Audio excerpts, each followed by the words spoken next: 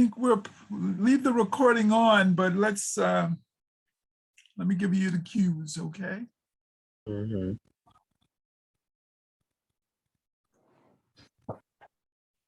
Okay, we're already up to 25 participants. That's good.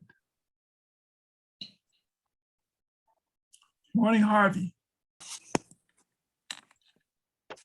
I was pressing down. Good morning. Good morning. Good to see you, sir. Good morning, Sheila. And by the way, we're all cousins. How about that? All right, we have the two Sheilas here. Good.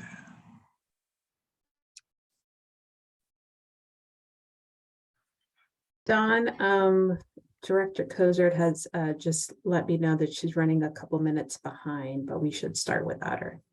Okay, well, we'll start, but we're not quite, we're not quite there yet. Hopefully our other Strike Force members will be here shortly.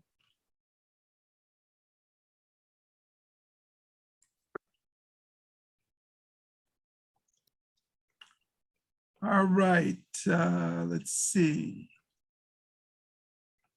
All right, so I see that Councilmember Bonds is here. She's not on video. Karima Woods is here. Let's see who else. I'm calling these names out. Ayanna Douglas. I'm calling you out because I use your face as a signal to start. Good morning, Councilmember Bonds. Good to see you. There's Brenda. Okay. I want to see one or two more. Let's see. John, my camera will eventually be on. I'm not able to turn it on exactly right now. All right, Karima, thank you for reporting in. You're welcome. Okay. All right, Chris Donnell is here. Okay, that probably means we can get started. Okay. Liana, okay.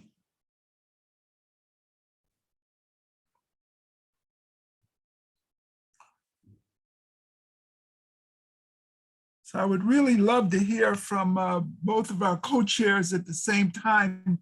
Reverend Hagler and before we were all here, and I'm gonna walk everybody through a quick little audio check, but we were talking about cousins in South Carolina and North Carolina, cousins, and how everybody's got a cousin.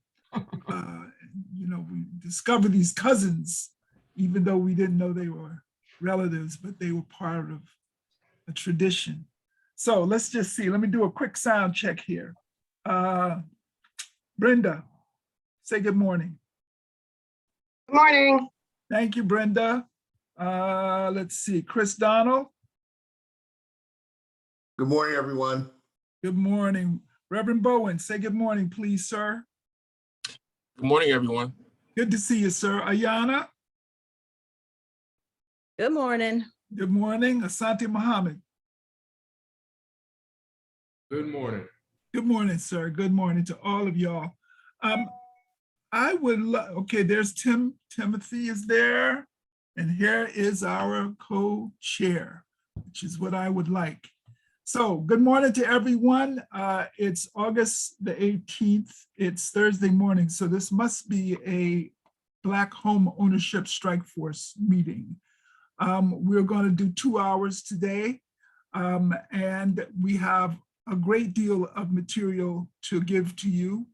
Anna Van Balen is going to do most of that presentation of the draft goal and the draft recommendations. We've also broken it out so that you see the problem statement as a challenge, the recommendation as a solution, and then what we've done is created a checklist so that you can see where the solution covers the things that, the items, the concerns, the issues that you and members of the public raised.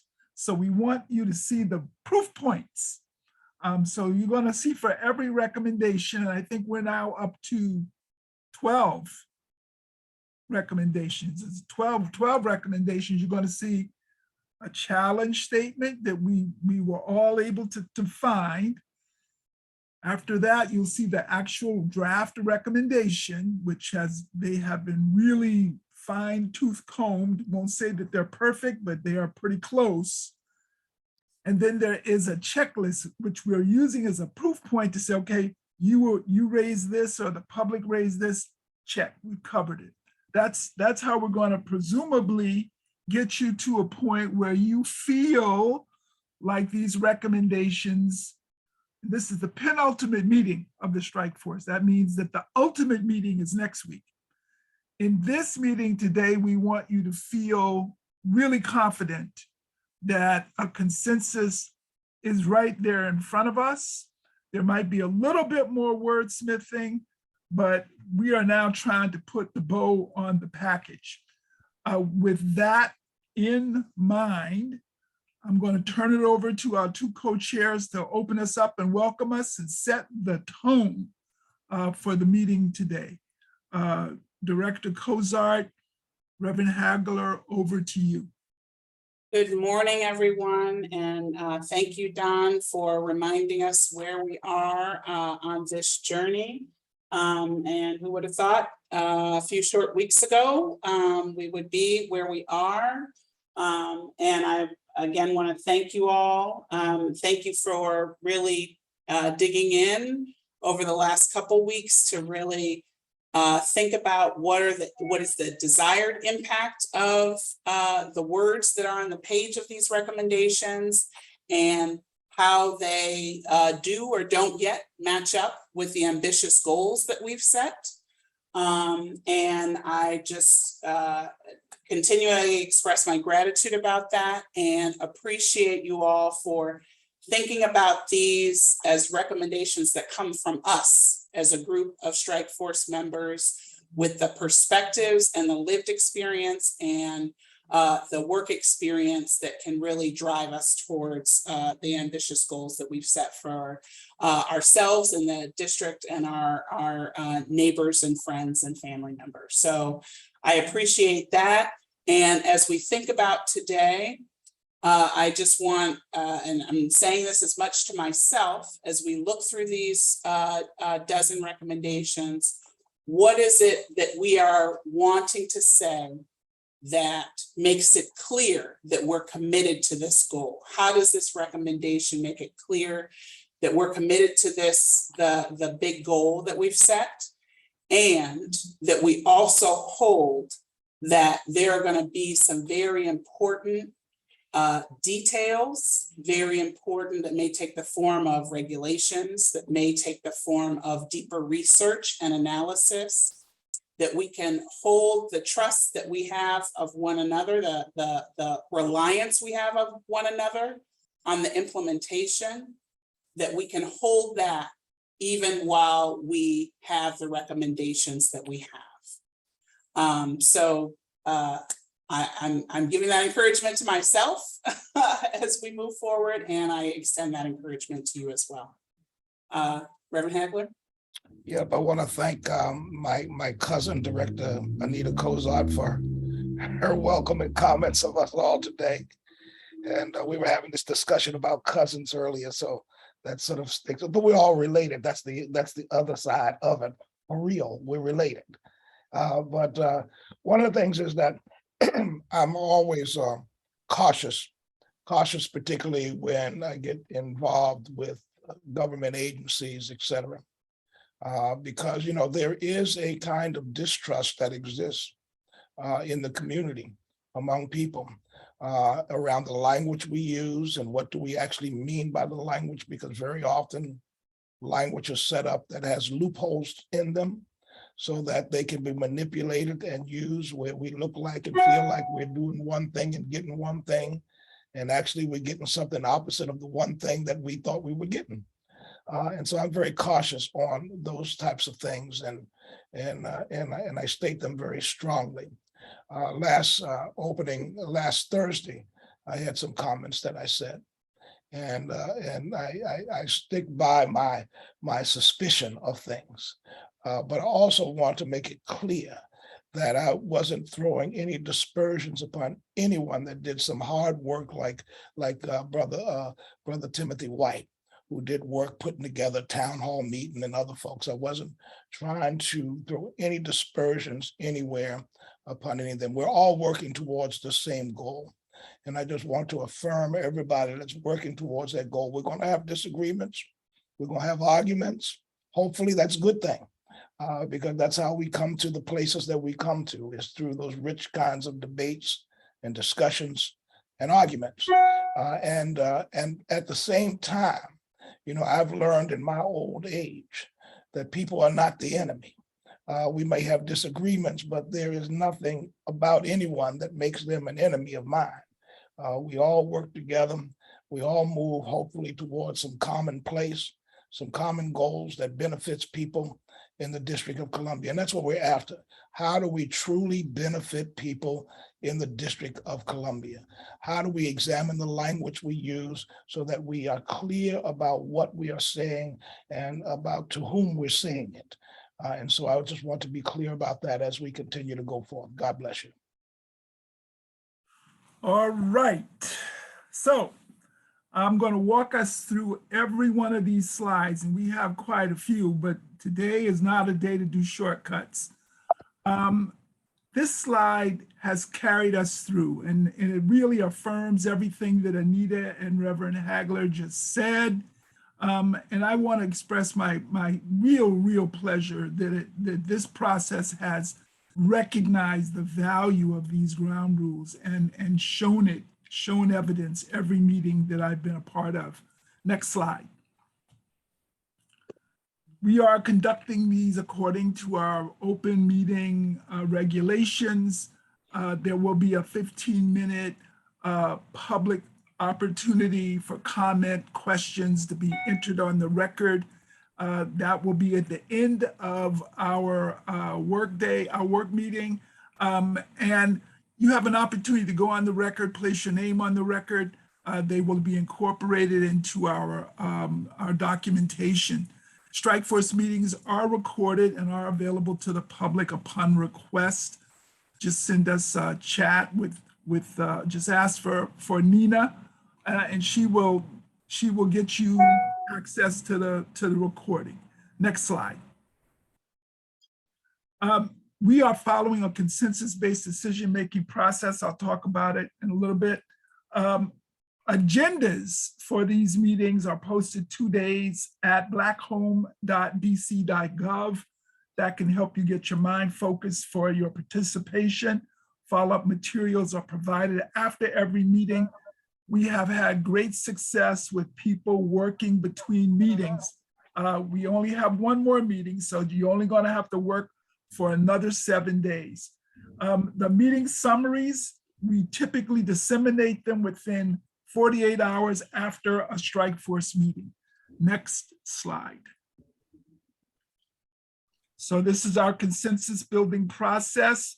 We are at the point where we will be listening to a presentation of draft recommendations, a draft goal that is the result of much work and much consensus building in an attempt to utilize this Strike Force process as a way to quickly get us to where we can have and recommend implementable, actionable recommendations that have the power and authority that is represented by the membership of this Strike Force.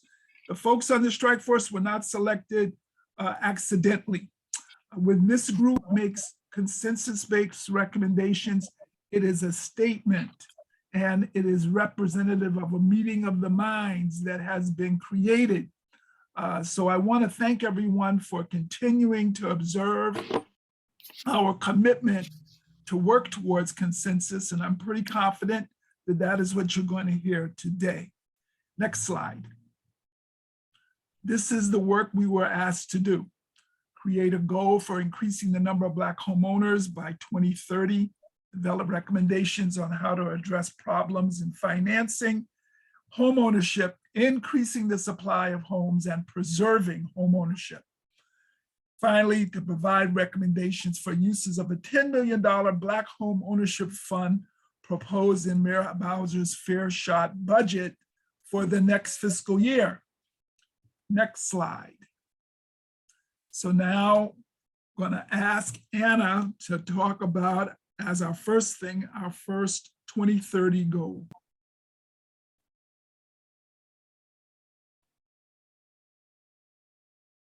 Okay.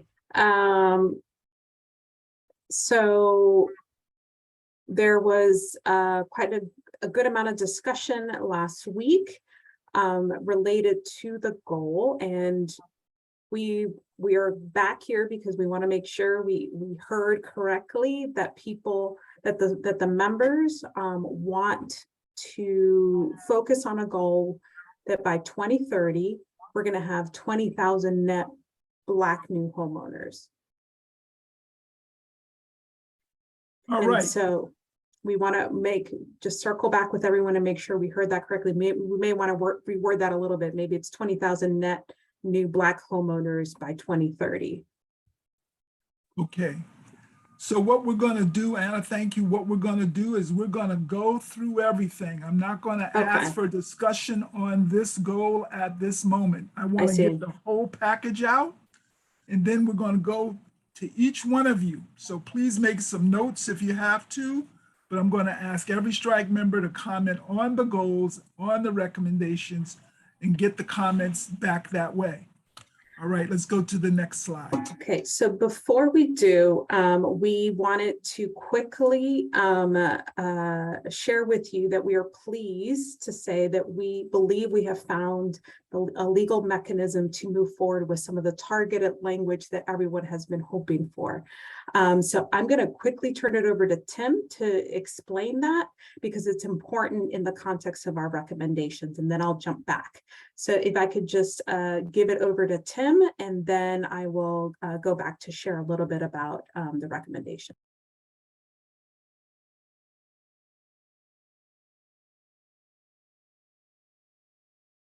Thank you. Nina, are you sharing or am I sharing? I am. I'm pulling it up for you right now, Tim. Perfect. So I'll start by saying that, you know, so there's a tool that has been around for a while. It's called the Special Purpose Credit Program. The Special Purpose Credit Programs, if you go to the next slide, it's something that we've mentioned. It's come up in conversations in previous Strike Force meetings. It was one of the things that we thought about trying to get in front of you all to present. We were not able to fit that into this schedule, and so we kind of did some digging ourselves and really doing the research into it. And so one of the big things that we found with this is that, you know, special purpose, what they are. So SPCPs is one of the worst acronyms to say for sure. Are targeted lending programs that are designed specifically for targeting economically disadvantaged groups. There's some federal definitions for what those are that we can get into more.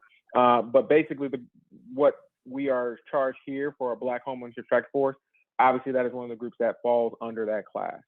And so SPCPs are not new. In 1974 is when they became allowable under the Equal Credit Opportunity Act. And Regulations B that explain how to implement the special purpose credit program mentions that there are three ways this can be done: either authorized by law and they indicate federal or state law, offered by a for-profit, or offered by a nonprofit. And the for-profit specifically, there's a lot more detail that go into to explain the tests that are necessary in order to do that. We pulled a lot of this information from the regs as well as from the Special Purpose Credit Program toolkit that It was created by the National Fair Housing Alliance and the Mortgage Bankers Association. And so that information, we'll make sure we share. I think we shared that actually originally in some of the in your binders that you all received at the very beginning. But that information, we'll explain this a little bit more, and we can answer any questions later on as well. And on the next slide, I think is also give you all context of what has happened. And so what they found was that no jurisdiction has really done this, and banks were very hesitant to do this for being sued and a lot of other reasons. And so what the federal government did last year, HUD issued guidance from their general counsel in December, explaining how how special purpose credit programs align with the Fair Housing Act, as well as the Equal Credit Opportunity Act, which the CFPB had previously been talking about that, but there was interagency guidance that was issued in February from about 13 different federal entities, explaining how these were legal to do and giving people the green light to do that. A lot of other things that have happened since then, but one of the big things yesterday, City First Enterprises announced a down payment assistance program for Black and Latinx homeowners. And so it's another example that is more here regionally that we can see where this is done in the for-profit space. Continuing on from that though, HUD is going to issue regulations on how to implement under the Fair Housing Act. And so that is something that we will keep our eye on and be in contact to find out when those regs will come to explain how, from a government perspective, we can do this. Tim, let me just thank you for that. This has been, as everyone is aware, an item of real interest, and it took some detective work and some digging and processing to uncover this. I would appreciate if you would just say, Tim, what this says as a bottom line. What can we translate your presentation into as a bottom line statement? Bottom line statement that Black homeowners, if we do a special purpose credit program, we can do specific programs specifically targeting Black residents in the District of Columbia. All right, thank you very much. And thank you to all the folks who got this information surfaced.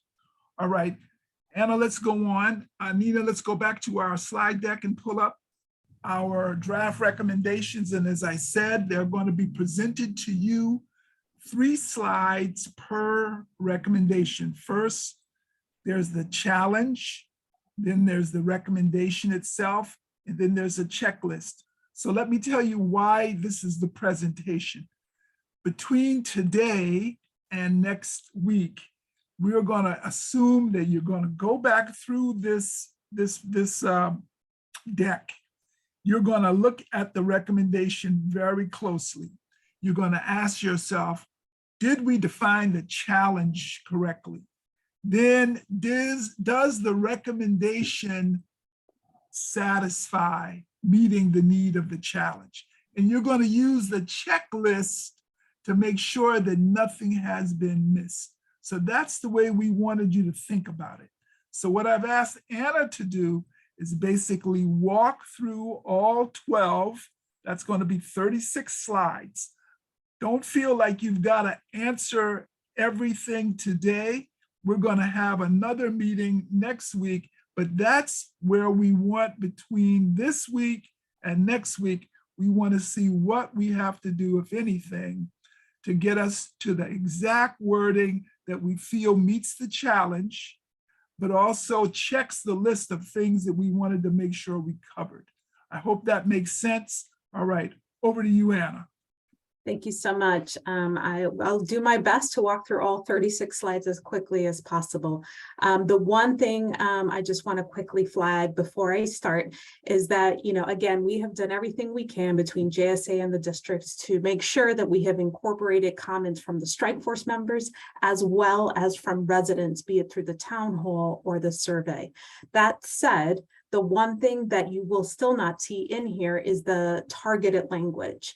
And so we will be looking to all of you to make sure we understand where that needs to be, because some of these recommendations do not necessarily have to be targeted, like some of the legislation that's being offered or the streamlining of programs. But where it is, we want to make sure we're capturing that. So that is something that you won't see, and we want to get your feedback on. Okay, next slide. So the first challenge, many Black families have experienced difficulties in transferring homes within their families due to lack of a will or trust, homeowners focusing on short-term or immediate needs versus long-term planning, willingness of the market to provide all cash offers, or delays in deed transfer or lack of title and tax liabilities. Next. Is the challenge or the checklist after? Yes. Okay, sorry. So the recommendation is that the district should provide estate planning resources and financial incentives such as tax savings, reduced transfer fees, or a bridge loan to owner-occupant home buyers to support interfamily or to owner-occupant home buyers transfer sales of property. What we think this answers is we've heard from the Strike Force members concern around estate planning support needed, especially for seniors. And where we heard from residents, there's a concern about funding for heirs property transition. And some examples of that are reverse mortgages, helping siblings buy each other out, and tax relief when passing the home to a family. As well as resident concerns around having proactive resources available for senior homeowners. And an example of that is automatic homestead deduction, filing at closing, and estate planning resources for residents. Okay, challenge number 2. Many long-term Black homeowners report receiving excessive unwanted calls, mailings, and door knocking from investors, real estate agents, and similar professionals seeking to purchase their homes. So the recommendation is that the district should pass legislation to protect homeowners from unwanted solicitation by investors, real estate agents, and similar professionals regarding the sale or potential purchase of their homes, including requirements for homeowners to opt in for such solicitation and include penalties for non-compliance. And so this is an example of one that you may want to consider keeping broad, because this could benefit many residents, not just Black homeowners, but something to consider. And again, this is responding to concerns by Strike Force members about excessive phone calls and harassment received by homeowners, and resident concerns about having proactive resources available for senior homeowners. The third recommendation is that Black homeowners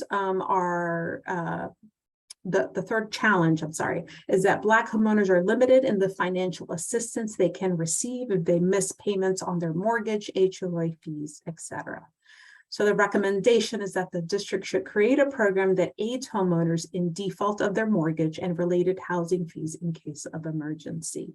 And so this speaks to concerns related to the existing homeownership assistance fund that launched this year is a time-limited program, and that a program is needed to provide financial assistance for homeowners at risk of foreclosure that would include mortgage assistance and also condo or HOA fees and property taxes. And this speaks to, again, concerns raised by residents around having proactive resource available for senior homeowners, as well as supporting condominium associations and owners to preserve their property. Next slide. The next challenge is related to just one of the impacts of the racial wealth gap is that many Black homeowners in the district do not have the financial resources to make repairs to their homes. Existing programs limit financial assistance for homeowners to roofs and accessibility enhancements, which leaves other repairs unknown. So the recommendation is that the district should expand the single-family residential rehabilitation program to fund additional types of repairs and consider how to reduce barriers to program participation for owner-occupants of condos and co-ops. And so this speaks to Strike Force members' concern that more is needed to support homeowners who need assistance in making repairs on their homes that would help them preserve their home and stay in them. and also responding to resident concerns on how best to support condominium associations and owners to preserve their property. Okay, number 5. The challenge is that older single-family homes in the district are being acquired by investors, renovated, in some cases renovated poorly, and sold at market prices that are unaffordable to most Black home buyers. This results in fewer options for Black home buyers and in some cases vacant homes.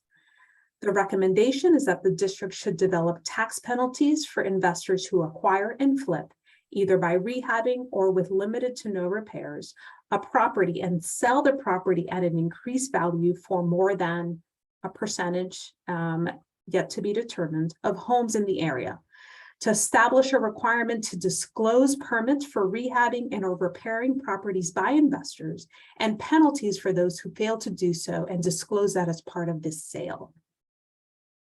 This speaks to concerns Strike Force members have about investors buying up existing housing stock and flipping at market rates, driving a speculative market.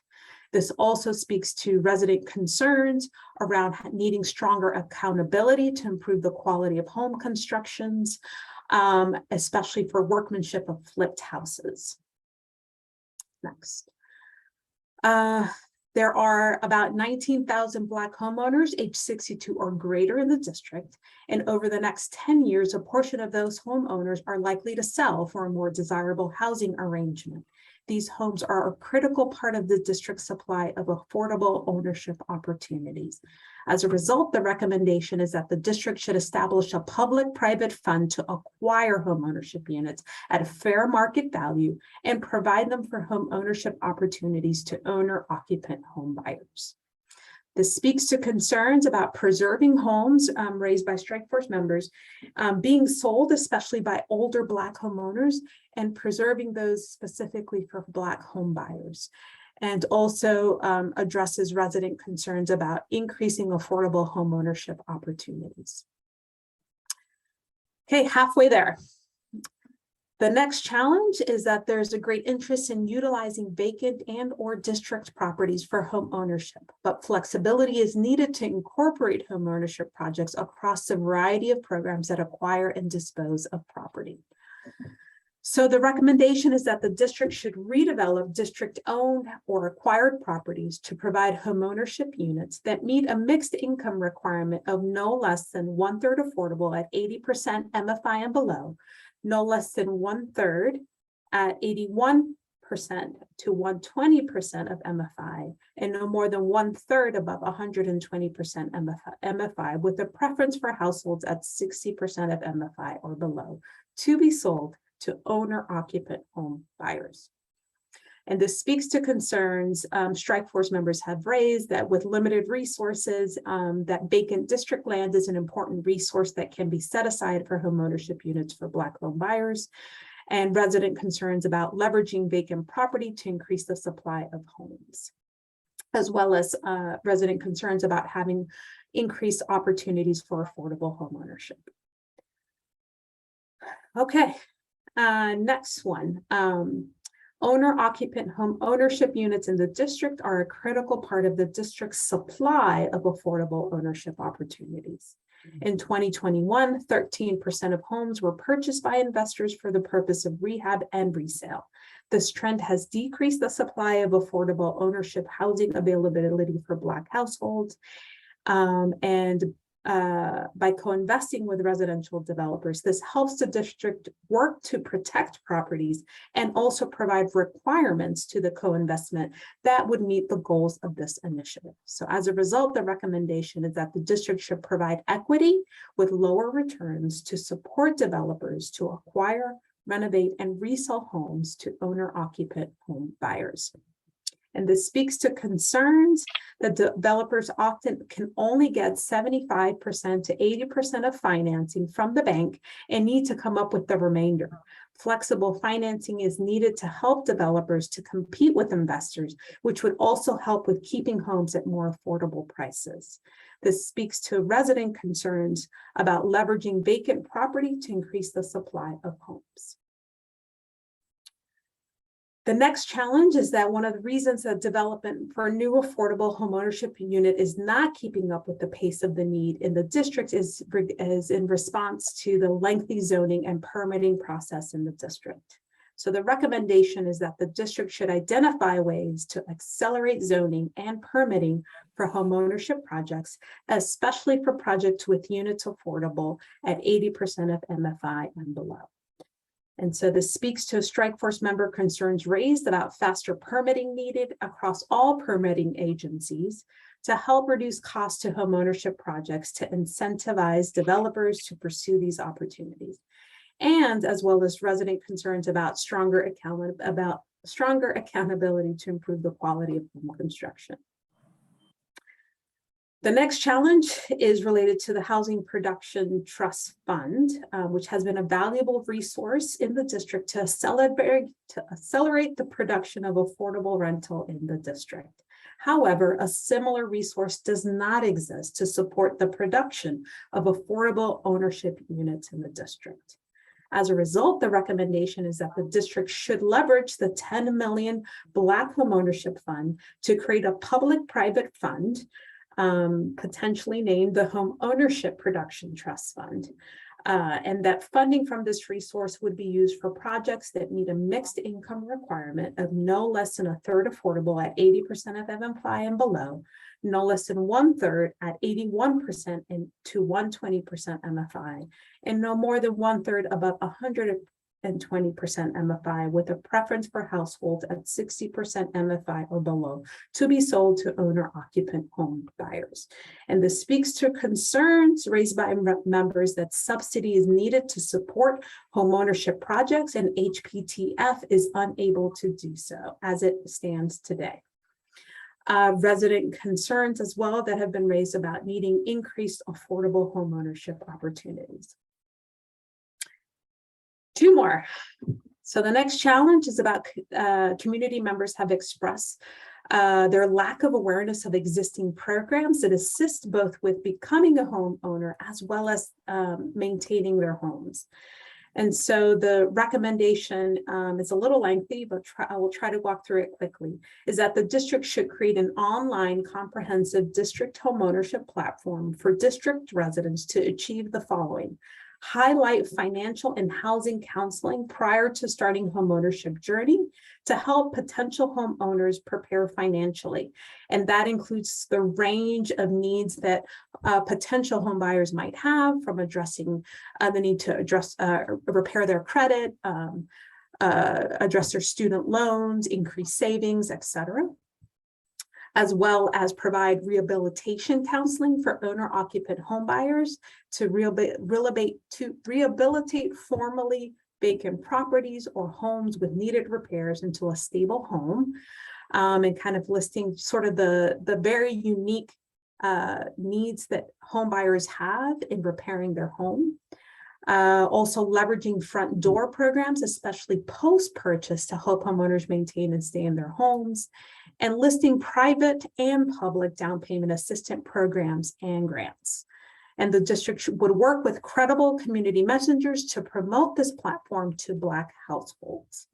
And so this speaks to strike force members' concerns that there isn't enough awareness about existing homeownership programs, limiting both their value and use, and resident concerns about having easily accessible resources needed to guide them on their homeownership journey, especially in preservation, and then as well as having something like an online on-demand home buyer course. So similar to, if you can get a degree online, you should be able to get an HPAP certificate online. And lastly, programs to assist renters with savings. Okay, last one. Many residents, real estate professionals, and lenders and others have expressed concerns about the ability of Black home buyers using district programs to compete for homes in their current real estate market. So the recommendation is, there are actually many, but generally speaking, that the district should increase the effectiveness of all homeownership programs to effectively participate with the market through the following strategies. Establish a certified lender pool. for HPAP with a preference towards loans that have 0 down and 0 closing costs. Increase HPAP funding to help support the goal of Black homeownership in the district, to increase the amount of down payment assistance available to homeowners, automate the HPAP application process, provide residents with pre-certification to help them in the bidding process for homes, leverage other private and public down payment programs, streamline underwriting, particularly with federal financing, allow rental payments to be considered for establishing credit, increase income limit to 120, go back. Allow for the purchase 1 to 4 units, which would allow homeowners to generate wealth. Encourage a requirement that residents, the HPAP recipients interested in selling have, so it almost should be backwards, that HPAP applicants have the first look for existing HPAP properties interested in selling their homes. Enhancing the customer experience and training lenders, realtors, and even appraisers on district homeownership programs. And so this speaks to the many concerns that Strike Force members have raised about the existing programs in the district that actually often can even deter home buyers from obtaining the homes they want, as well as generating wealth. And many resident concerns shared about allowing owner-occupied multifamily purchases, financially supporting middle-income earners with down payment assistance, expanding rehabilitation loans for families to compete with investors, improving the efficiency of down payment assistance, and requiring training for realtors, lenders, and appraisers. And that's it. All right, let's go back to the top of this deck, Nina, starting with the 2030 goal. But before we do that, I'm going to first say thank you to Anna for this presentation. Let me say a word about my thanks. And Anna, I hope you're getting some water because you're going to have to answer some of the questions that are then going to be brought up. What we hope you have now is the ability to look at the problem, see if that was defined accurately and correctly, look at the proposed solution, which is the recommendation, then justify to yourself that the recommendation is actually solving the problem. That's why we created the checklist. Now, let me say a word about the checklist. Maybe something was left off the checklist. Maybe there's something else that we need to add there. That's something we're going to be asking you to examine. Yes, we're actually wanting to have your responses. And this time we're not going to say by 5 o'clock to Thursday. We're going to say by 5 o'clock Friday. We want your responses because we want to do whatever fine tuning we need to do and get you out these final drafts as early next week as possible before our Thursday 2-hour Strike Force meeting on the 25th. Last thing I'll say is, as Reverend, and I'm going to go back to Reverend Hagler's opening remarks, there's been a very, very disciplined attempt to hear what everyone had to say, capture it, and reflect it back. We've got 2 additional recommendations, and under both of those recommendations are a number of different items. We're going to go back through them, and we're going to ask you to pause and look at them, and we're going to give you some time to ask your questions, each Strike Force member. If we don't get it done by 12 o'clock today, this is why we're leaving the window open for your comments and questions and input by close of business 5 o'clock on Friday, tomorrow. What I hope you are hearing, and I hope that the ordering that we provided, the kind of format, demonstrates that there is a serious attempt to be transparent, inclusive, and thorough in responding to these problems. So that's the point I want to make here. As we are heading into our last week, we don't want there to be, we want to dispel any notions that may remain that there's some other agenda underway. So I don't know if anyone has any questions or comments. I would prefer that we go back to the deck and focus on the deck. But I just wanted to set that as a framework for the work that still remains. We're almost there. All right, now, starting with this draft goal, 2030 goal, that's what the mayor asked for. I'm basically gonna see if anyone has a comment on this one. I'm not gonna go around to everybody because we have talked about this thing and almost worked on it to a fairly well. But if I see a hand raised, I'm gonna recognize it and see if there's anything further. But on this one, it would be great if we could say amen and keep it moving. All right, but the floor is open.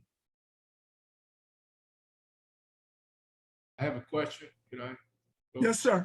Yes, Deidre Sante Muhammad. So just want to clarify, and so we believe that that would mean about 3,800 net new Black homeowners each year starting 2023. Is that generally correct? And I was raised, and so that is how I would judge the rest of the recommendations, is do we think it can get us there?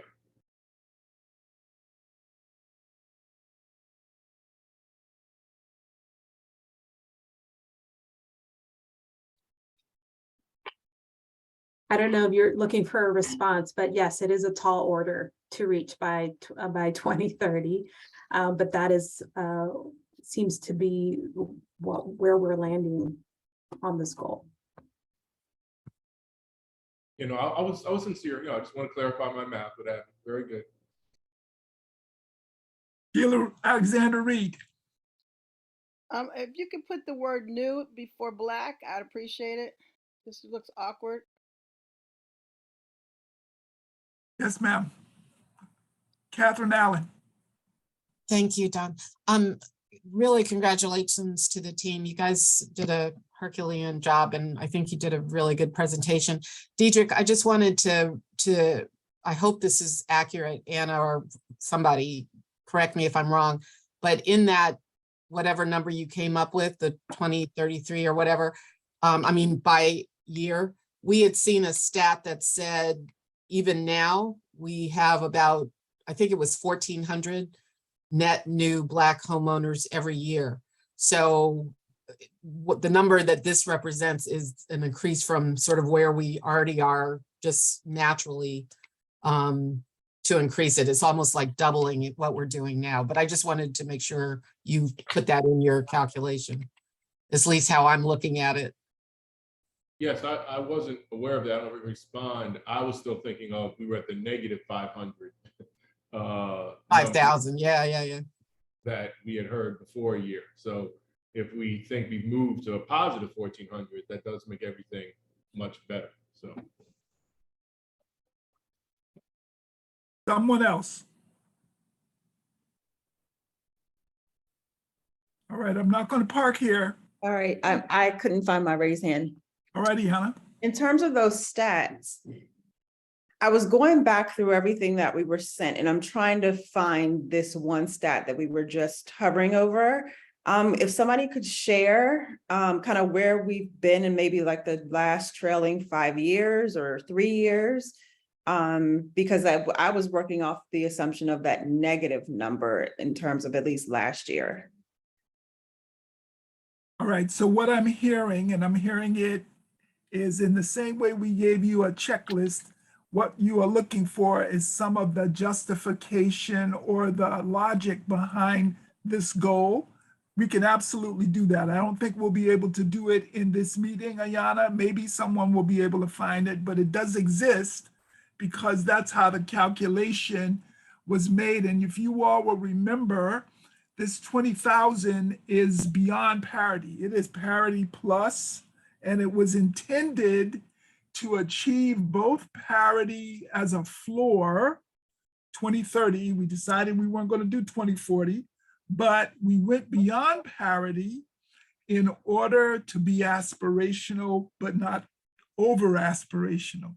As has been made clear, this is going to be a hard row to hoe, but it seems appropriate for the mission of the strike force. Anita.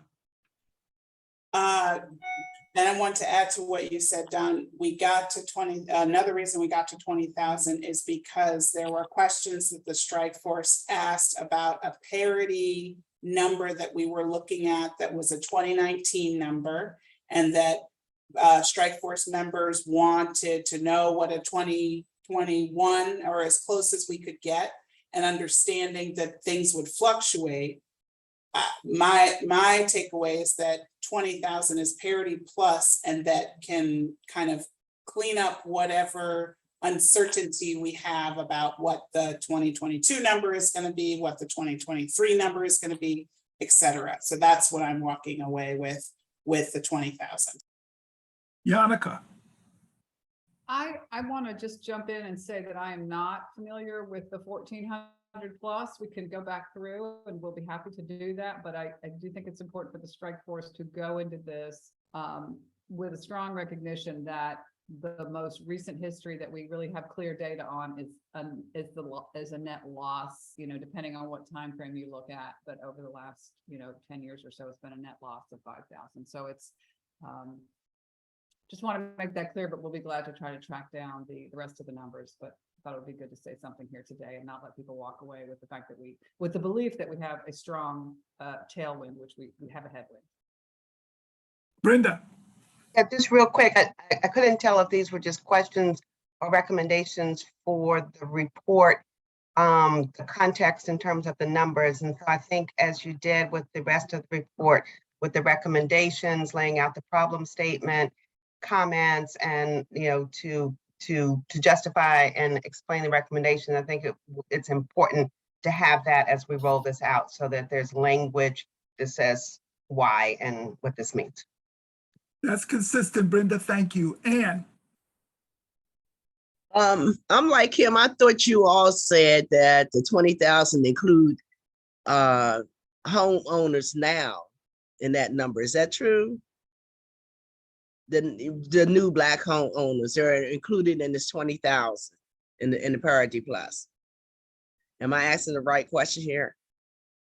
Is that included?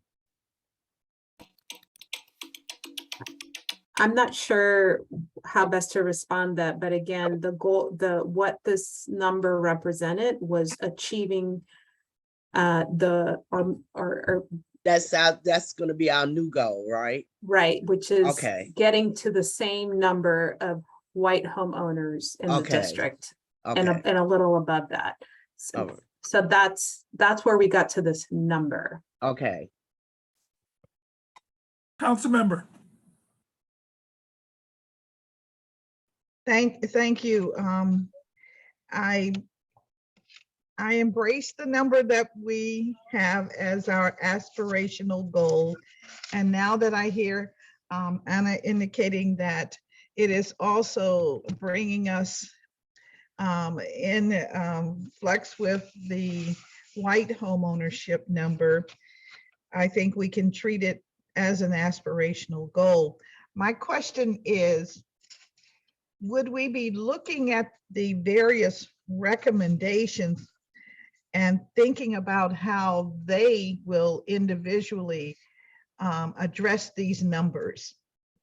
Like, for instance, the first one, lack of will or trust prevents the transfer. Are we thinking categorically that there is a number that would be composed within this 20,000 that we would sort of work on? I mean, do we have the data that would suggest that we've got some categories of these recommendations that could help contribute to this overall 20,000?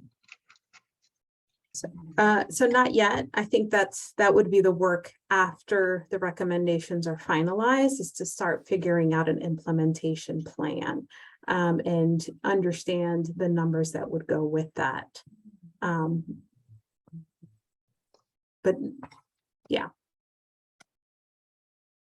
Okay, well, I guess I was looking at it from a different perspective and wondered if we were thinking that if these recommendations can be implemented, how can they contribute to the overall? Because the recommendations have to help us get to some number. So I was just curious. Thank you. Karima? The Councilmember Bond said exactly what I wanted to say, but just to add to that, I do think it's important to go through all of the recommendations before we finalize them to determine whether or not they actually support and help us meet the goal. Because there's some recommendations that are more centered around existing homeowners and supporting existing Black homeowners, like the recommendations around home repairs, like those recommendations around estate planning, which from my perspective don't necessarily translate into net new Black homeowners. It's supporting existing homeowners. And so I do think it's important to at least identify which of these recommendations are going to help us reach the actual goal. I think that there are a number of them that do on the supply side and on the financing side, but just for my own kind of clarity, it would be helpful to know, which ones are we targeting that are going to actually get us to meet the goal that has been stated. And I also want to say thank you all for the work that you have done on this. This has been a Herculean effort, and I think you've helped us to get to this point, which is, phenomenal. So thank you, hands down, for the work that you've done.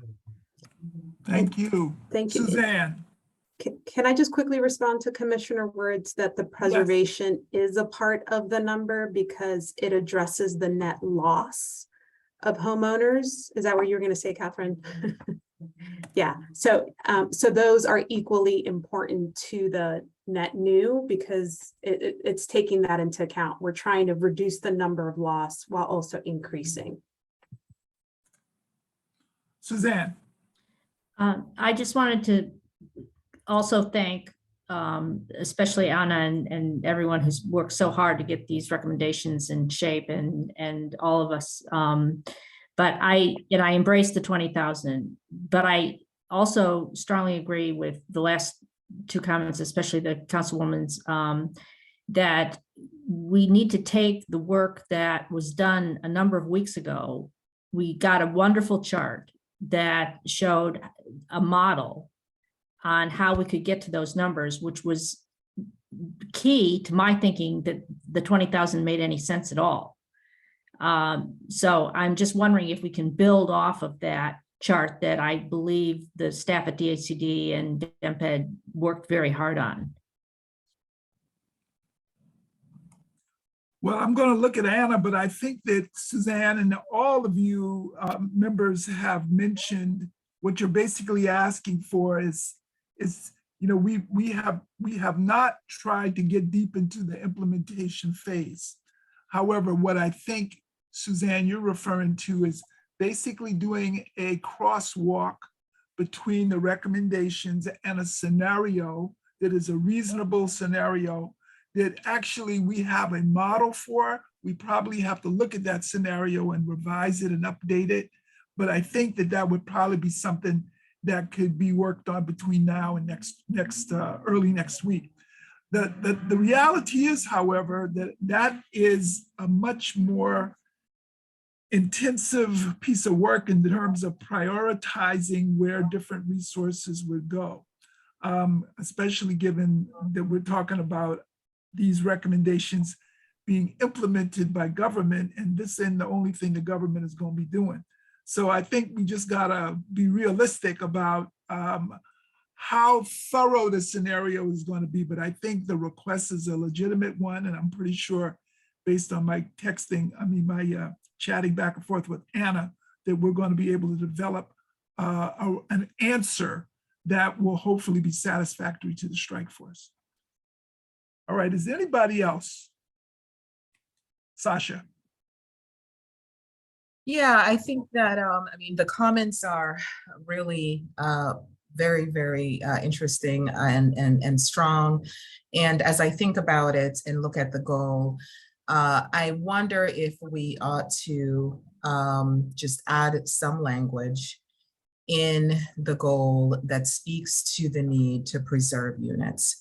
I totally understood what Anna was saying, that preservation strategies will minimize any reduction and allow us to maintain our existing homeowners. But should we just go ahead and state in the goal that we want to preserve, I don't know if it's 100% of existing Black homeowners in the district or something to that effect, or 90, some percentage, but it might make sense to just be very intentional about that. And I also want to say that I am extremely impressed and inspired by all the work that we've all done and in coming up with these recommendations. I know it's been a big lift for staff and Don, for your team, but I am really proud of where we are. So thank you all. Okay, listen, I think, we're at 11 o'clock now. I want to thank everyone on the strike force for the input. I want to move on though, because I know that there are probably some questions for clarification. We will be coming back with a revision based on the feedback and input and questions you've raised. But if you would, I'd like now to go back to recommendation 1, see if anybody has a comment or a question. And I'm looking mostly for questions of clarification. Let me tell you why. I want to get through all of these. We still got to have our public comment period. We still got to hear from Tim about community engagement. And we have opened the window until tomorrow for your written submissions. This is where we are now. We need written submissions. If you want to go on the record and have your fingerprints, we've got to get it in writing. So questions for clarification, we'll deal with anything, but I'd like to get through all 12 of these, and it's 11 o'clock now. All right. Reverend Bowen. Yeah, and I apologize for this. I hit the buzzer too late. I just have to say this about the goal, because we say 2030, 20,000 new Black home owners. But I think that for those who've not been part of this conversation coming to it, they will see that as the goal, but our goal is parity. Our goal is to correct a historical wrong and to reach parity, which then, that will be the effort going forward to the next benchmark after 2030. But I think that however it's presented or written up, that they should know that the goal is parity, and this becomes the means to get there, the other. Thank you, sir. All right, we're on recommendation number 1. Comments, questions for clarification. I'm not going to park. If I don't see any hands go up, I'm going to move on. All right, let's move on. Recommendation number 2.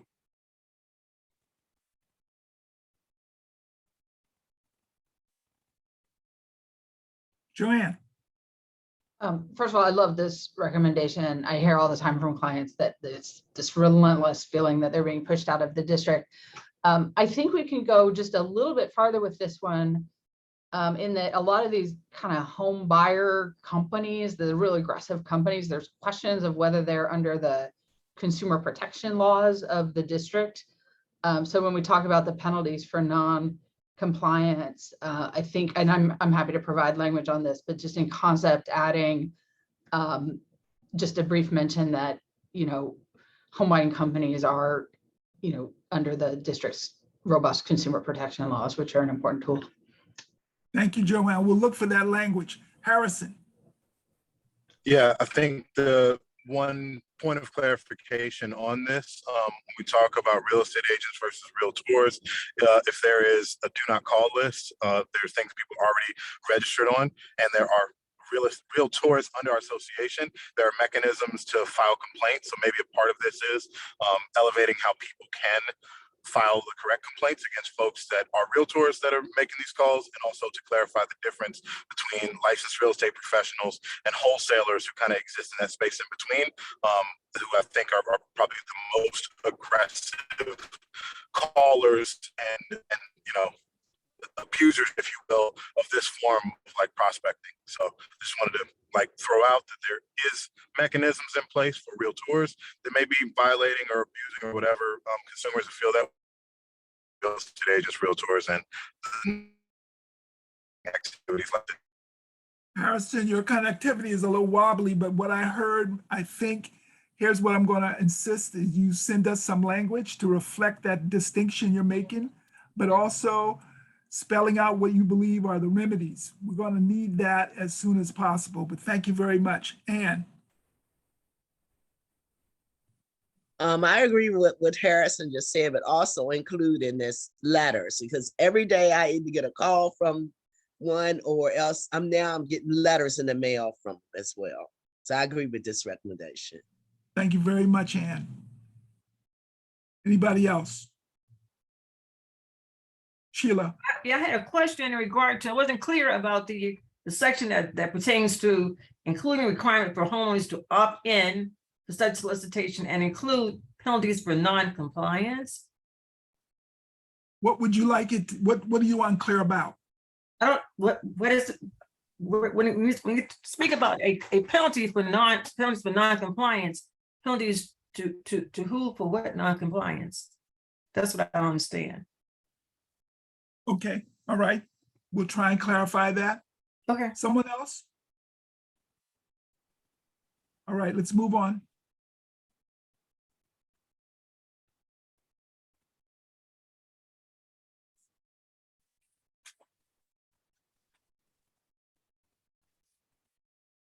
Joanne.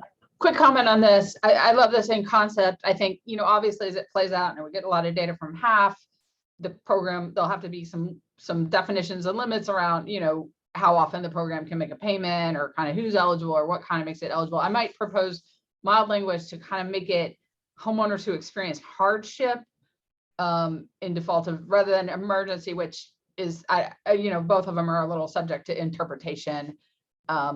But to me, these are like slow burn issues, not necessarily like an immediate emergency all the time, but it is a default that's slowly leading you to a foreclosure.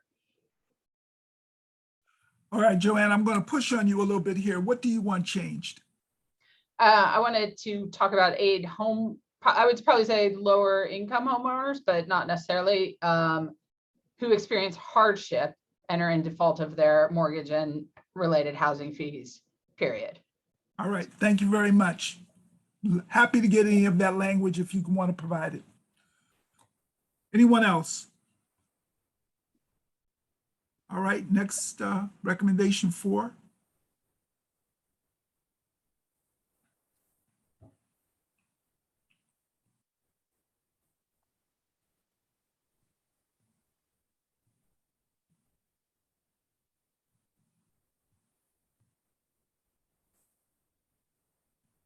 Thank you, Joanne. No comments? Next.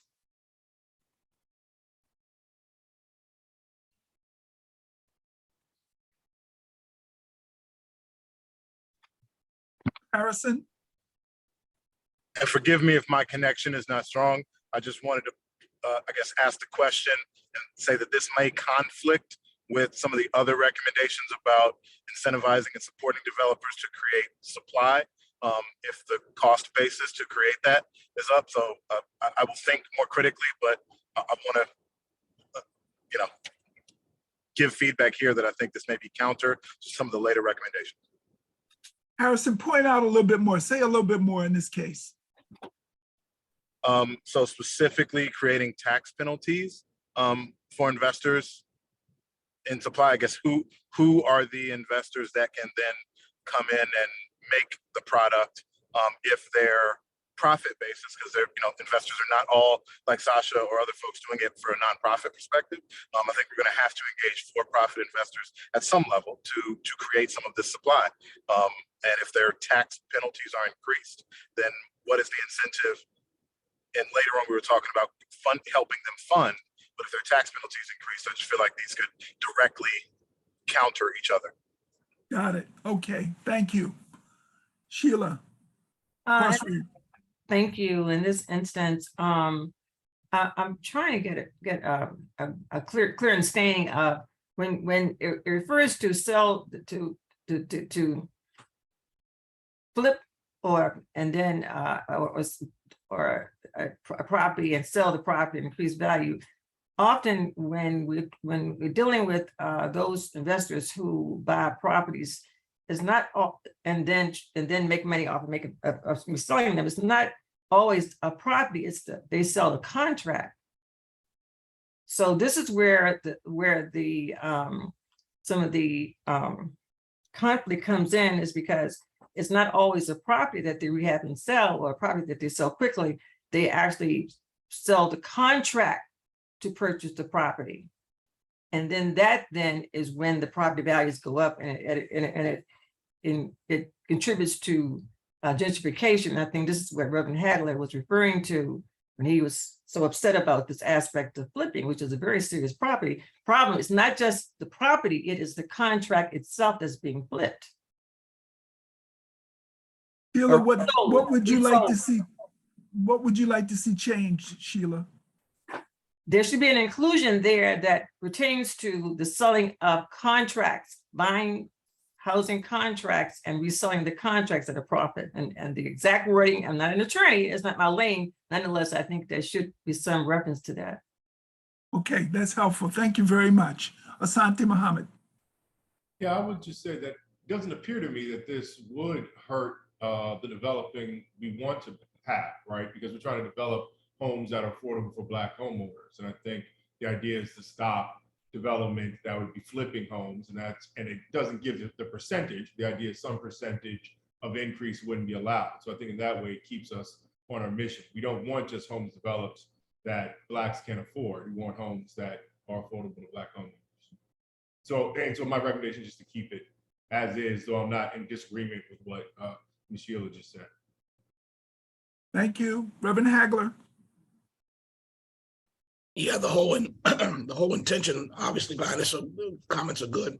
The whole intention behind this is to slow down the speculation in the district so that working families and individuals and single moms can get in front of this and not always be priced out. And so there's got to be something that slows it down. And that comes back into some type of either taxation penalty for flipping. I'm suggesting in my language, a property that's held less than 36 months needs to have some type of substantial taxation on it. Because what we're really here for is to make sure that people can get into the neighborhoods, and not just that there's a speculation in the neighborhood, but that people can get into the neighborhood, families can get in the neighborhood. So we got to gear what we do towards people actually getting in the neighborhood, real families. Can I ask a question on that comment? Because I've been a little confused by the holding of the property, Reverend Hagler, because to me, wouldn't that actually leave us with vacant properties? Or they still rehab it, but then if we put a limitation on when they can sell, they'll just rent it. And then when that time period expires, then sell it. Let's be serious. The speculators are interested in live money in which they can do a quick flip. They're not interested in dead money that's going to be dead for 36 months. So in a sense, they will back off of the DC market and give average working families an opportunity to get in there. I would love to hear from others on this one, because the holding of the property at a certain amount of time, to me, the market is still so competitive. It could potentially we might end up with properties that are sitting vacant for a long period of time, instead of sort of what this is getting at is just reducing the increase in value. But I would love to hear from others, just to make sure we're all on the same page on what you're recommending, Reverend Hagler. All right, so I see Sheila, Councilmember Bonds, then Chris Donald. Yeah, the problem is actually multifaceted, in that if someone is given the option of selling a property to an investor, saying all cash settlement in 10 days as is, as opposed to a purchaser who has to get financing, appraisal, and so forth, might take 35 or 40 days. Then I had suggested that maybe a remedy might be to incentivize the seller to sell to an owner occupant, which would give them more motivation to have something else other than this greedy investor, and they're faced with all this money, to allow them to have something that would be beneficial to them to sell it to the owner occupant. that may be one way of looking at it. And that's not the only solution, but that is one that might be viable for us to look at. I think the question is how. I don't know how we limit purchasers to just. Yep, Anna, let me keep going with Councilmember Bonds and Chris. Okay, I was thinking that if we are going to use the special purpose credit program, perhaps this 36-month time frame would be where the tax on that property would be, as it is today, the customary tax amount. But perhaps after 36 months, if you are still in that property as that you bought through this program, the tax rate goes down. Just consider that. And that would be an incentive for you to stay in that property if you acquired the property through the use of the program. Thank you, ma'am. Chris. So I want to be really thoughtful and reflective here. Part of what we talked about just a moment ago was the need to produce over 3,000 units per year to hit our goal, right? And that means that we'll need people who aren't simply around this table, but in the broader market.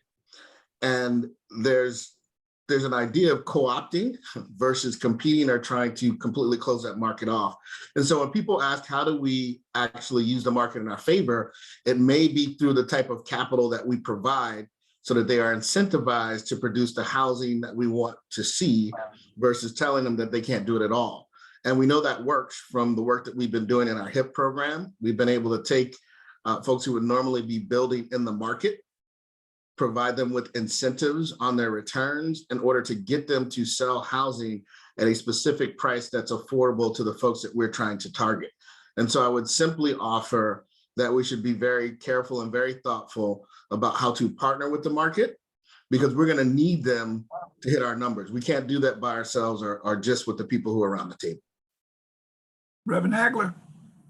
Yeah, I think that when we look at it, the whole atmosphere of speculation is putting pressure on our seniors to leave, who are on fixed income, and no matter if they even got the senior citizen discount, and they got the homestead, their taxes still go up because of the continued escalation in the market.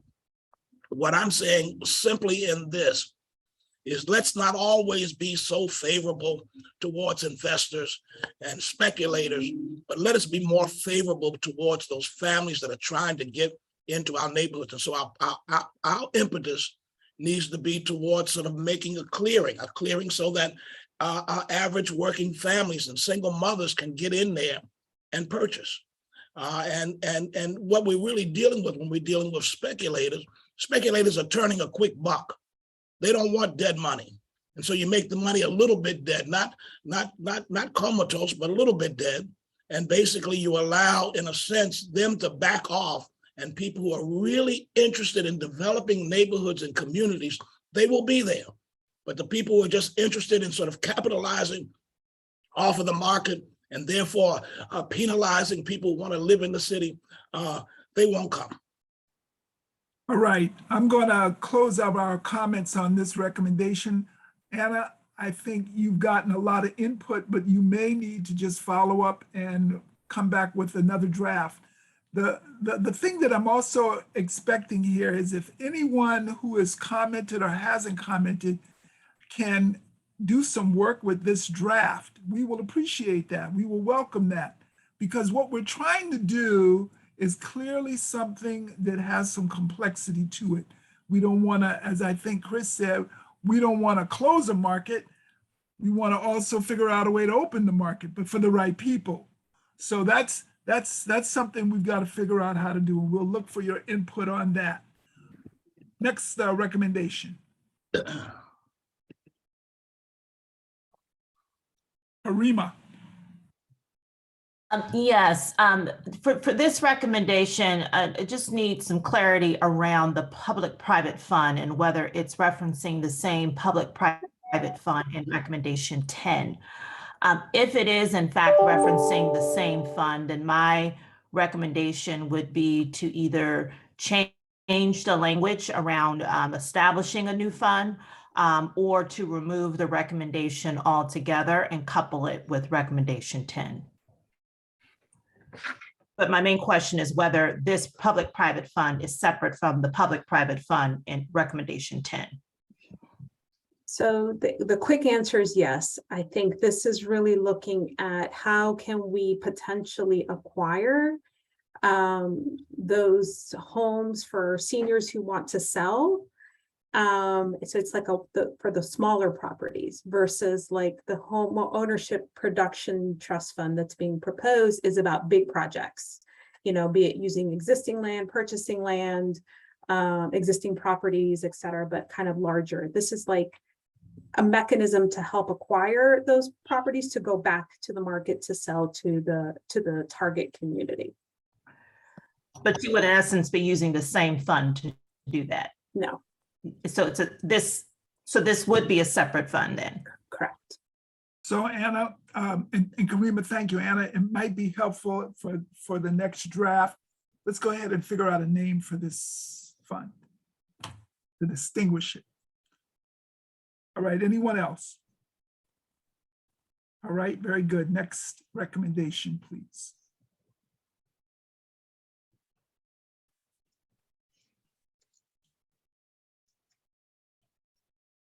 Sheila?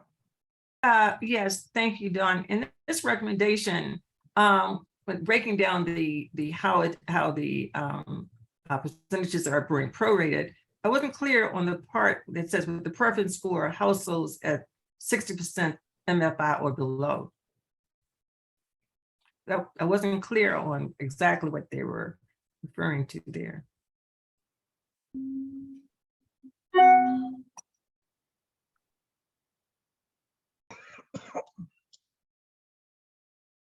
I will try to speak, but maybe someone else can. I see Anita raising your hand. Were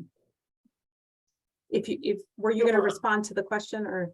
I was, just based on my recollection of our last meeting, there was an interest in having a preference for 60% of MFI and below, and for it to be sold to owner occupants.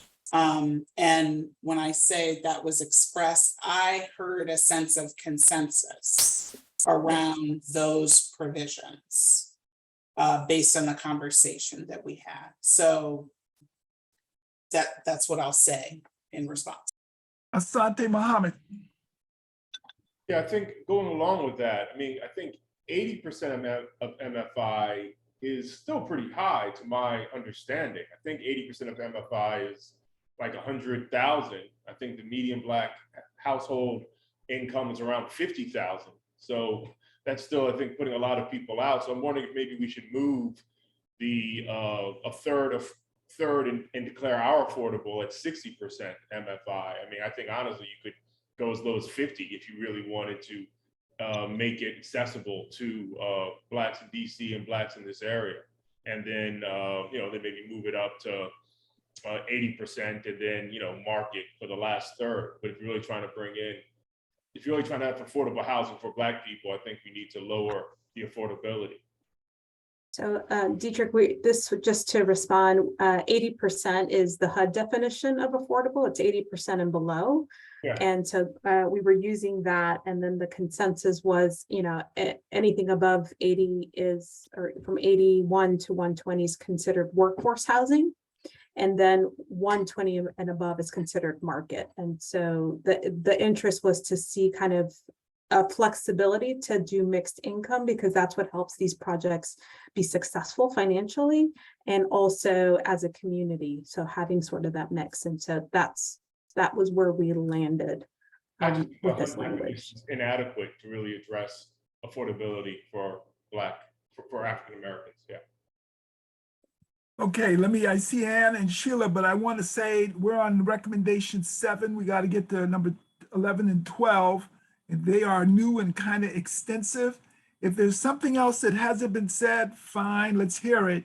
But obviously, some of these recommendations are going to require some additional work, and we have an opportunity to get your language by 5 o'clock tomorrow. Ann? Well, I agree with Deidre. I've been speaking it all along. The 80% is just too, it's not affordable. I mean, it's deeply affordable should be less.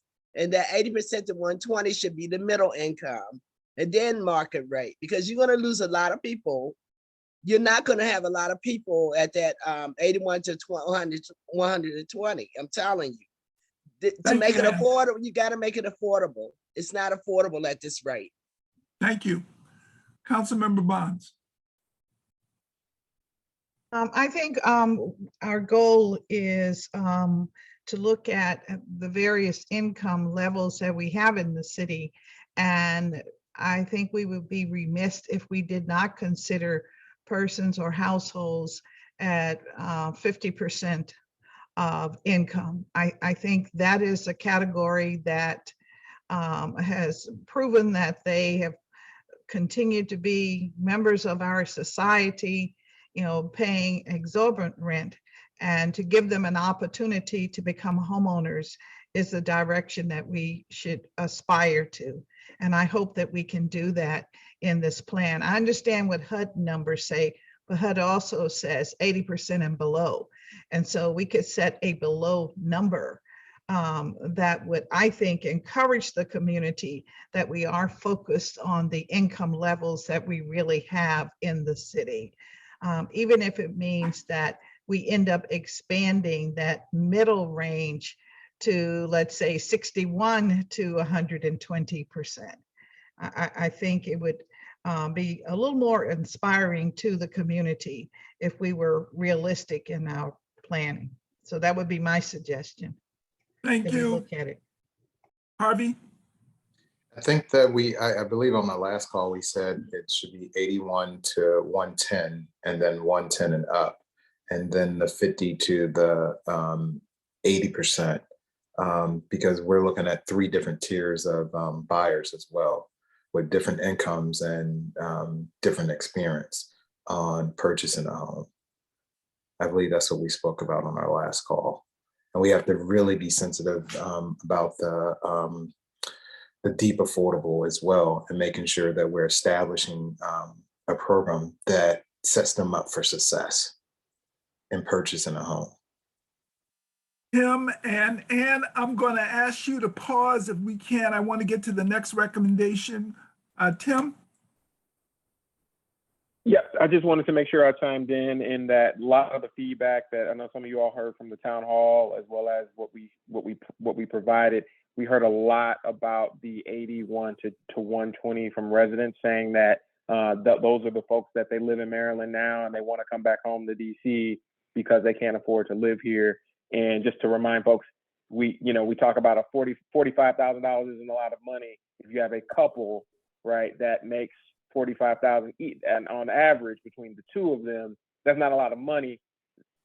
That is the 80 to 120. It's household. And so when we say that 81, we're not talking about rich people. And so make sure we're thinking about that, because that's what we've heard from the resident perspective of they want to move back to DC, but they can't. Reverend Hagler, I'm going to beg your indulgence here. I don't suspect we're going to hear something that we haven't heard already. If that's okay with you, can we move on to recommendation 8? Yeah, I'll just say something real quick if you don't mind. Right. And what I'm hearing is to adjust the numbers downward. Yes, that's what it sounds like, right? And also to remember that the way the market is running right now, you got people paying more in rent than they would pay if they were purchasing. Thank you. Thank you very much. Recommendation 8, please.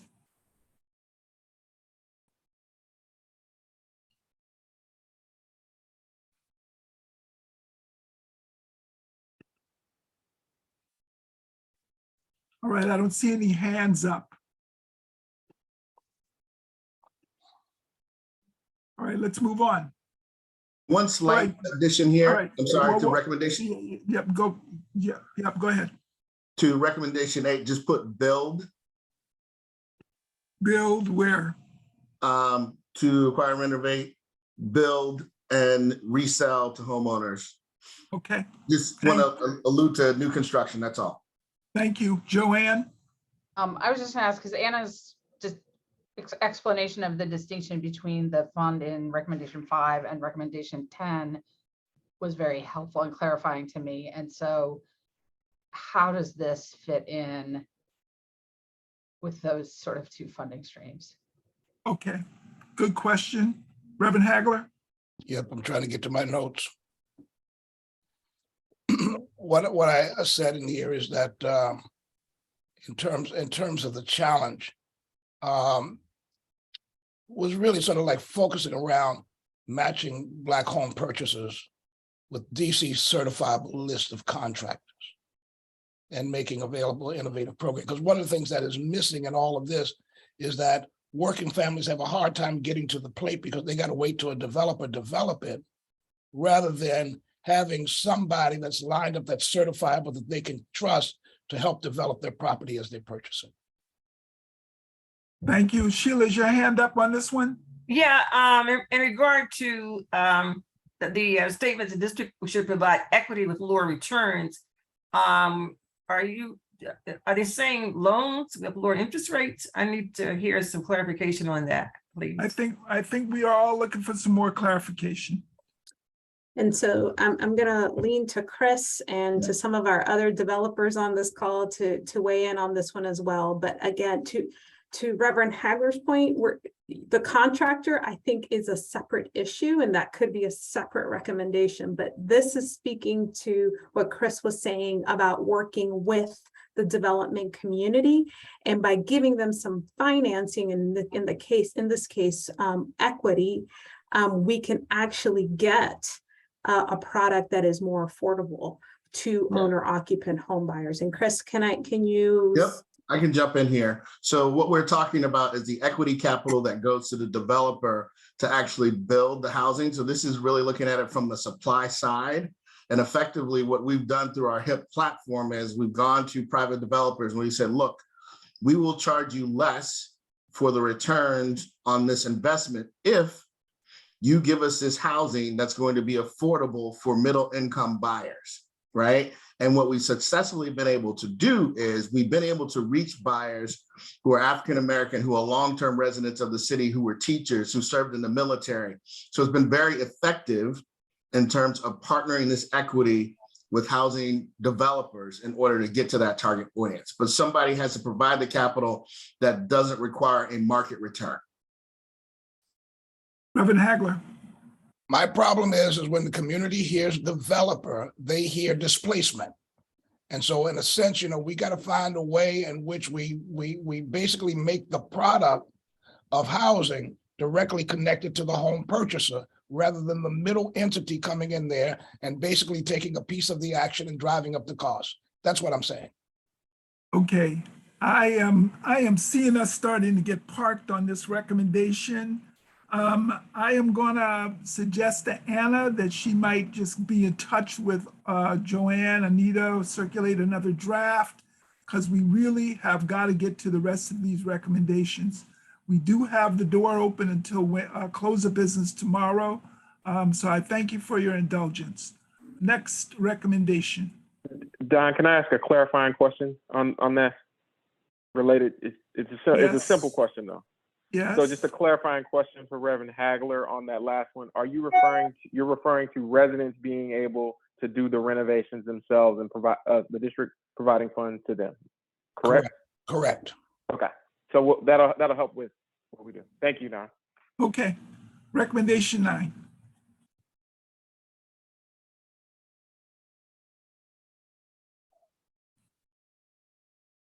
Harvey. Harvey, you're on mute. All the district agencies that are involved in the permit process should be involved in this and having some type of accelerated program to get the permits done swiftly without a lot of red tape. And we should at least schedule a meeting or have something with them to come up with something that makes sense for something tracked like this. All right, Reverend Hagler. Yeah, I added a cautionary note. I said, as long as the acceleration doesn't mean less quality and accountability in zoning and permitting. Because what I've discovered, it's not a matter of sort of going through the process. Sometimes it's who you know, and that's a problem. Okay. Anyone else? All right, Um, next. I was just, again, putting forward the idea that we lower the 80% number. To what? Let's say 60%. All right, thank you very much. Next recommendation. Okay, now we don't need to repeat the conversation we just had about changing these numbers. Okay, we've gotten a lot of input on that, so let's not do that again. Anything else? Sasha? I think this also speaks to recommendation number 7, but as it relates to recommendation number 10, again, I think it's okay to have targets broadly around these different funds in terms of producing or addressing the supply issue for homeownership units. But the price for, or the price for a unit in Ward 8 or Ward 7 is gonna be very different from the price of a unit in, say, Ward 4 or Upper Northwest. And being overly prescriptive on a project basis makes the transaction, makes a deal very difficult to develop. And so my recommendation is that we do not use these targets on a project basis, but that it speaks to the overall fund over a period of time. Maybe, you know, over a 3-year period, that the target is a third. But it cannot be on a project basis. We're basically tying our hands if we do that. Okay, Councilmember Bonds. Just wondering if the thought with this recommendation is that this fund would make the purchase of the property, and then the property would be available for redevelopment. If that is the case, it just seems to me that the dirt in Ward 8 is the same dirt in Ward 3, and that we can just pay for it and then pass the results on to the buyer, who I hope will be the owner occupant and will be Black. Thank you, Sheila. I just wanted to agree with the council member that we should be very careful not to focus and concentrate these low and affordable housing projects in Ward 7 and Ward 8 and the traditionally African-American neighborhoods, rather than to disperse them in the other neighborhoods, 4 and 5, Wards 4 and 5, to be able to create a more diverse kind of community. I think that there should be a great emphasis on that factor. Thank you. Sasha? You're on mute. Sure, I just want to clarify that I agree that we don't want to, you know, concentrate affordable units in, you know, one neighborhood over another. Again, this is talking about the sales price and the affordability of units based on African Americans on average in the city and what African Americans are making. In general, African Americans across the city, you know, the household income is I don't know if I've heard numbers throughout there. The last number I saw was like 75,000 on average. So, you know, again, you don't want to impose restrictions on individual projects. I think you want to impose the targets on the overall fund. Got it. Because it's going to vary. Okay, thank you very much. I'm going to move us on to recommendation 11.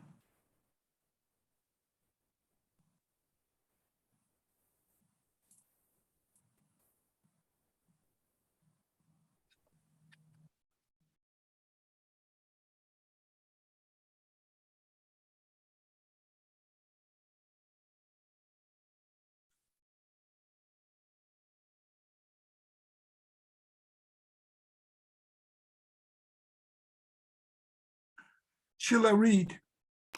Yes, is there a Sheila way? Alexander Reed. Thank you.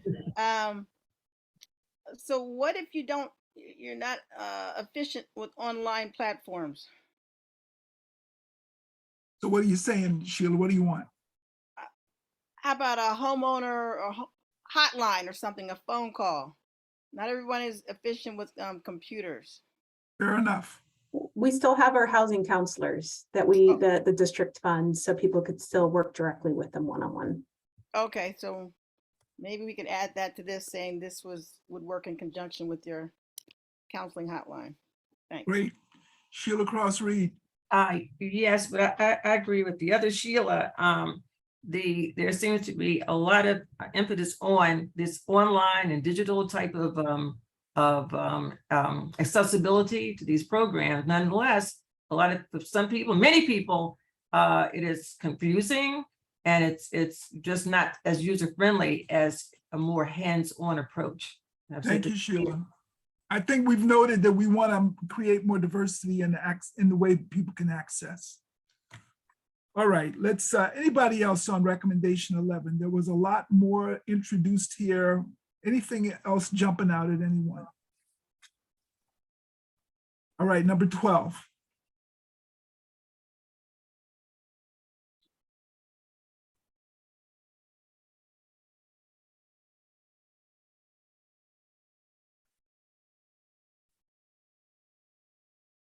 Harrison?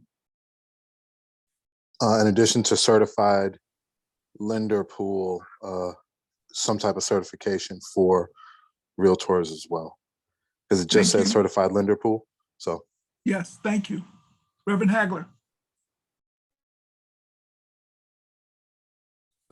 Under the point of recommendations, I've included something that's where it's third bullet down says increase the amount of down payment assistance available to homeowners and or where possible to buy down the interest rate. And I'm not sure if this is the case, but HPAP can only be used for funding fixed rate mortgages. Is that the case? All right, I don't hear an answer. We'll try and get back to you on that, Reverend Hagler. All right. Ayana. Yeah, I said last week that I really feel like we need to include EHAP in this language and potentially DC open doors wherever you see HPAP, as I just don't understand why HPAP is so heavily populated on this page if we're trying to, focus on the missing middle who would not qualify for HPAP. So it'll make it more wordy, but I think it needs to be in there somewhere. You've made that point a number of times. Thank you. Karima? I would just say to that point, add in parentheses, all homeownership programs, EHAP, front door, etc., just so it's clear. I think I included that in my recommendation to the team. Thank you both. Thank you for your patience. All right. Other comments on recommendation 12?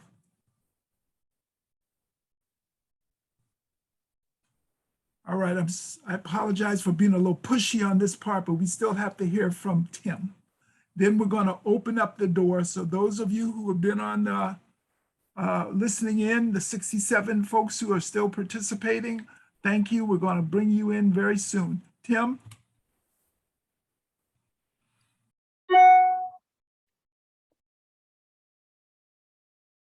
There we go.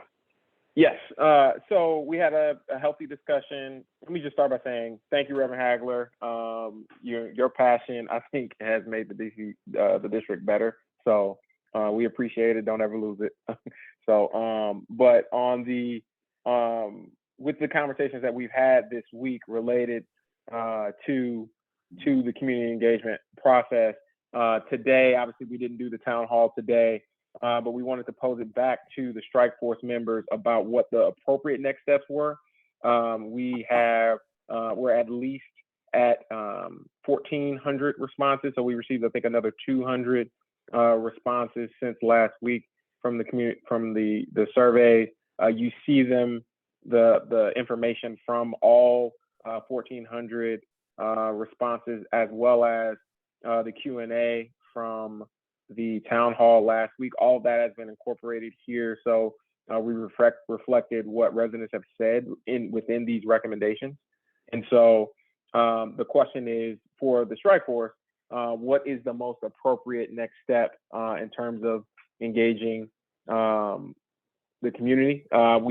Where the discussion really led us is, have we received, of the thousands of the almost 2,000 responses that we received from the community, have we received the significant enough feedback in order to accurately reflect what the consensus would be from the community? Do we need to have a separate, with the closing next week of the strike force, do we need to add a separate town hall to take place somewhere about Tuesday of next week? Or is it something that we need to come back to after the strike force has completed the work and we have a draft report to have a conversation in September? And so posing that question back to the strike force, and Don, go ahead. Well, Tim, it's a good question in theory, but it's not the time for it. I think you are making a proposal, and if you're not, I'm going to suggest that you make one. And I think the proposal that you're making is that we figure out a way to conclude the business of the strike force, have a town hall meeting, and do it in a way that will be done well on both accounts. But I don't want to put those words in your mouth, but it will be helpful for that to be expressed, because then we can get people's feedback. We can get the strike force members' feedback on it before close of business on Friday. I mean, that's essentially the time we have, because we've now got to open up the public gallery. So can you restate a point of view that people can say yes, no, maybe so too? So I guess based on our earlier questions this week, Don, I think the question for the strike force is, do we need to gear up to do a town hall on Tuesday of next week, or should we be looking to do a follow-up conversation with the community in September?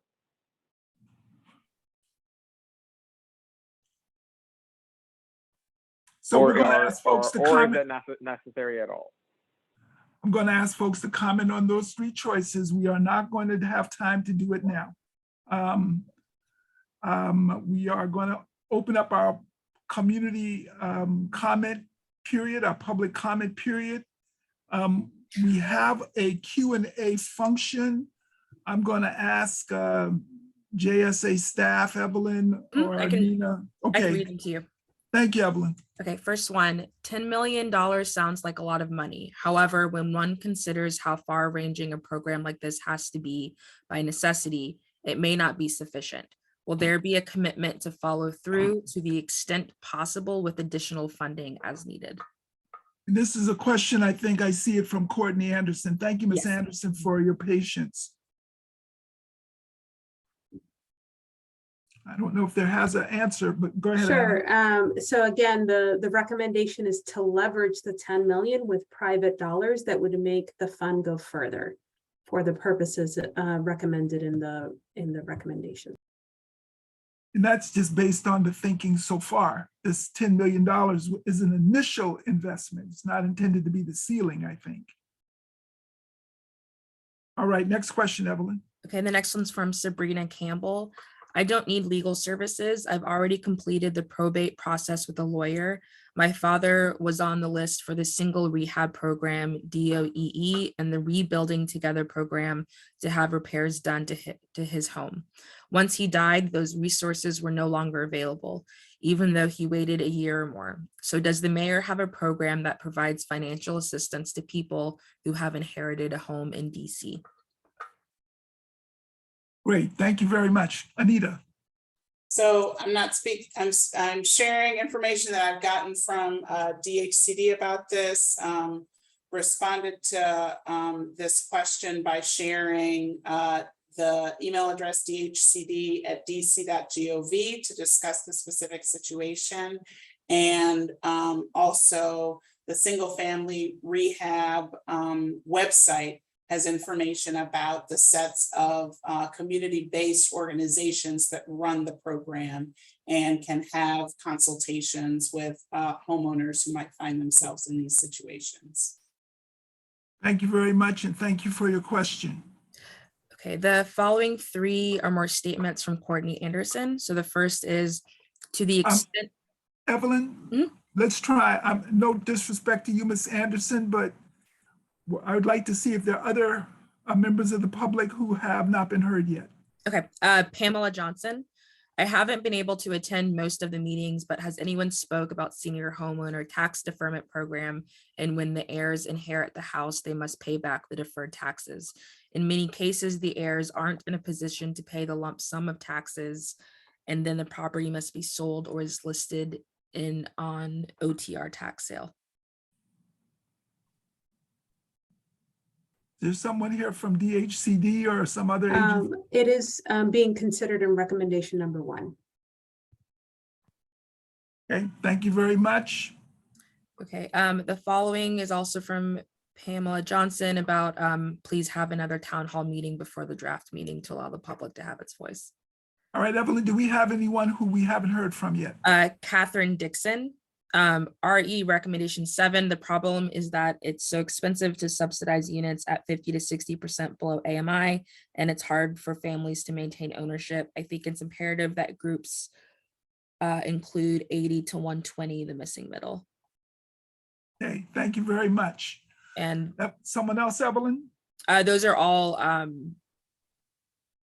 people that have, all the new people that have spoken. I can go back to Courtney or Pam. Go back to our to the other comments. Okay, so back to Courtney Anderson. To the extent that a piece of the goal is to address homeowner retention, that is not reflected in the 20K new homeowner goal. I think Ann Ford made a similar comment.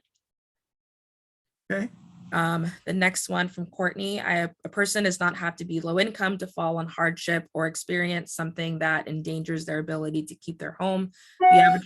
The average American has less than $400 in savings, one major car repair away from falling behind. Thank you. Her next comment is the meeting next Thursday public, or is that a private closeout for this body? It is public. All the meetings are public. Okay, and then the last comment we have or question is from Pamela Johnson. What is that recommendation in number 1? I'm sorry, say that again, Evelyn. What is that recommendation in number 1 is what she typed. I think that must be following up on Anna. Yeah, so we could put it in the chat. Okay. And that's it. That's all we have. All right, I want to again just say thank you to all of the folks who have listened in, been participating quietly, paying attention, following us. Your involvement and engagement is very impressive, and we want to thank you for it. All right, we're at 11:52. Anna, Tim, anything further from you? I think we're going to expect further input from our strike force members by close of business tomorrow. We've got some recommendations that clearly are going to get some more attention. First of all, I want to say thank you for the ones that you basically have given us a lot of pats on the back around, but we're gonna bring all of them up to that level. We want it to be across the board so that we have a strong consensus. But Anna, Tim, any further remarks before I turn it over to Director Cozart and Reverend Hagler? Just thank you everyone for all your contributions. We look forward to your feedback after this. I know a couple of you have sent before, but it would be helpful if you can send, based on our conversation today, if you have any changes that we need to consider by tomorrow. And then the same, it's too soon to do a resident town hall by Tuesday at this point, if we're going to wait for feedback, but we can consider one at some point later on. And the question is, what should it entail? And so that we would love the feedback from the strike force by tomorrow at 5 p.m. Tim? I'll just say that thank you all again, and thank you to the community for your feedback. The survey has remained open, and we're going to keep that open as long as the strike force has to respond as well. And so we'll be taking at least the remaining 200 responses that we have not reviewed, and we'll be incorporating those as we have with the first responses that we received.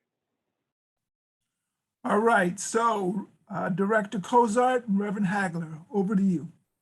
I'm gonna join the chorus of thank yous, especially to Anna and Tim for your hard work, and thank you to Don and your wonderful team for helping to bring out the best of our knowledge and bring it forward. Thank you for the ways that you've pushed us. Reminding myself and reminding all of us, the things that we've said today, we need to write them down and send them in so that they can be captured, just to make Tim and Anna's work successful in putting together the next round of these. I think that's all I've got to say for now, and just again, appreciation, and everybody get some water, get some lunch, because we've done some really hard work. I want to thank everybody for your hard work, particularly Anna and Tim. I want to thank you for your diligence and your faithfulness to the task, but everybody for their faithfulness to the task. And one of the things I think is important is that we do look towards a town hall meeting, because it only make what we're doing more robust. And when that happens, that's the question. That's the question that you should have your input on. But we do know, and I agree, Tuesday is much too soon. That is not enough time to organize it and get the type of participation, but we got to look at this within a schedule. And it's very important, I think, that we do here in such a way. But I want to thank everybody for all of your work so far. This session today was much too short, but it was good. And I thank Don, our engineer. Well, I guess conductor, right? Make sure the train run on time. And thank you for making sure this train runs on time. And thank you all. God bless you. All right, so next Thursday is our final task force meeting. We want everybody to be there. No absences. I have asked that we have at least one special guest to come to thank the strike force, and I hope that that will be possible.